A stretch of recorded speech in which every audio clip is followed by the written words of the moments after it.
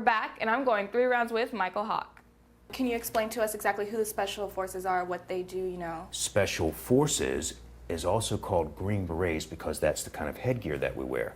We do unconventional warfare, which is synonymous with guerrilla warfare. Okay. Our primary role is to go behind the lines, link up with indigenous people. We know their language, their customs, their culture. We live with them, we eat their food, we dress like them. We win their hearts and minds by doing those things, and then we help them basically overthrow their government.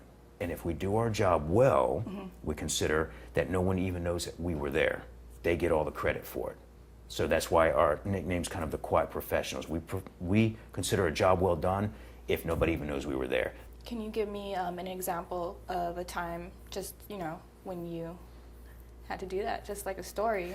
Yeah, I think a good, fairly recent example that comes to mind is, you know, other than Iraq, Afghanistan, is Sierra Leone. Sierra Leone was a situation whereby the people were unfortunate to live on a land that was rich in diamonds. I mean, you could almost kick up dirt and get diamonds. And so the neighboring country, Liberia, decided they wanted those diamonds, and so they used the premise that once upon a time that belonged to them as a greater Liberia, and they wanted to return it to the greater state of Liberia. And oh, by the way, we get some extra diamonds in the process. So what happened was they bought out some of the military, and there was a coup, and the government was overthrown. And so our job was to go in there and help them regain their government, their country back. And yeah, that was an example of us doing that. And that was a very brutal war. I mean, when you say brutal, how brutal? What? Okay, now I've been in 8 conflicts.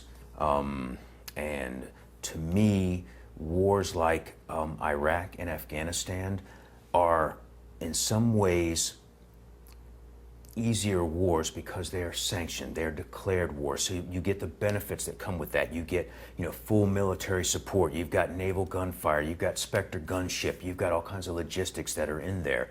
And when you're talking about places like Sierra Leone, it's just you and a couple of folks trying to stop a lot of people doing a lot of killing. And so for me, that was the most brutal combat experience I ever had, simply because the nature of the way that they fought there.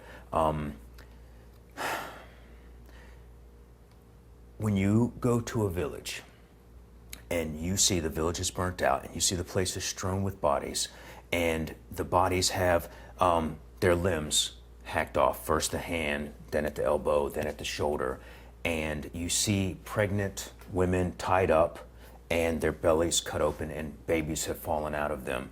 And then you find from the survivors that, oh, that pregnant woman, they gambled with her. They made bets to see if a boy or girl would fall out, and then they sliced her open while she was alive. That's how they killed her.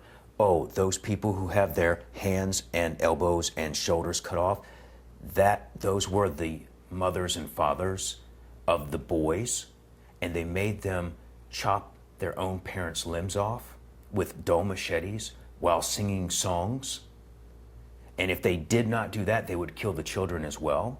And then once they did that, they made those kids their child soldiers. When you come into that village after village, month after month, and you see that's the way that they're waging war, you can't unsee that. Right. And so for me, that kind of thing is something that's real, and it's something that's out there, and it's what these special operations guys face, because often they go in and nobody knows where they're going, nobody knows what they're doing, and we're trying to help those people help themselves without taking the credit for it. And that you can't call a newspaper and say, hey, look at what they're doing. You know, you can't get popular opinion behind that, because you're not supposed to be there. And if they do know you're there, well, then they're just going to kill those people, and those people will never stand a chance of getting their government changed in the first place. What's the situation where you least trusted those around you?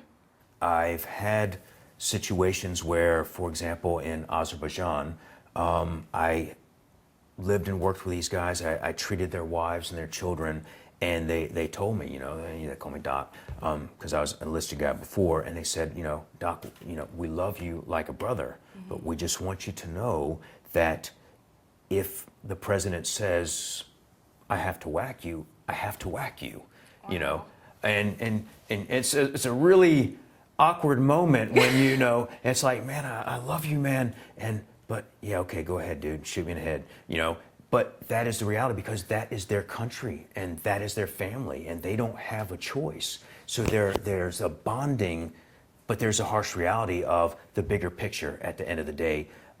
If things were to change, and in this case it did change, they ended up killing the Minister of the Interior because he wanted to run for presidency, and so they wiped out all his guys, and then I had to make a run for my life, and the guy who helped me spent 4 years in prison as a result of helping me escape the country. Wow. It can change in a heartbeat. So he went from golden child to in prison. Can you tell me about that escape a little bit? Or? Yeah, I mean, I can. It's a bit convoluted. This is, shortly after the wall comes down, okay, the Cold War is over, all the republics are kind of falling apart. Everybody's trying to get on their own feet, reclaim their identity after 70 years of forced Soviet rule. So the people that we were working for quickly fell out of favor. They went away. Literally, their headquarters was surrounded in the middle of the night by tanks and artillery, and they were bombarded into rubble, and they were dead. And then it was a scramble to get out. So this friend that had become like a brother to me, he knew what was going on, and he knew that they were coming for me, and so and he risked his life to use his pass, his special guards pass for the president, to walk me through all the security and get me on the very first plane getting out of country. And it was, I mean, as retardedly cliche as it gets, the plane is going on the runway.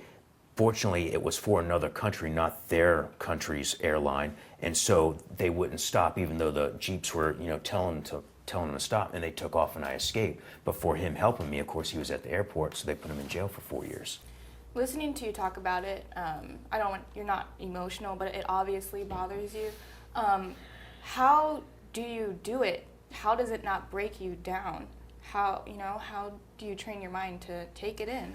If you believe that what you're doing is right, then you realize that the risk may be death, we're all going to die anyway, it's just a matter of how and when. So you believe in the cause and you're willing to die for it. At the end of the day, that's probably what sets the special operations guys apart from most of the other guys, is because, one, you're a professional soldier, or you may be a natural fighter. The other one is you are a warrior. It is a way of life, and you have a belief. You have made your peace with your maker, whatever your belief in death is, and you accept that. And so you no longer fear that.